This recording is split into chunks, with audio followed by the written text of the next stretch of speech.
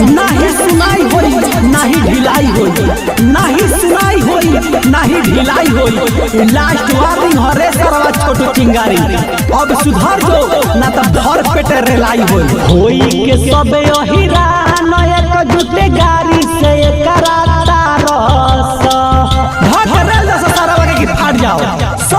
होई के सबे ओहिरा न एक जुटे गाड़ी से कराता रस अरे उड़ता हिटावा छोटू चिंगारी के धोके पहिले ना रस उड़ता सरवा छोटू चिंगारी के धोके पहिले ना रस फौकता पावनव के नाम से गरमीए कर झारस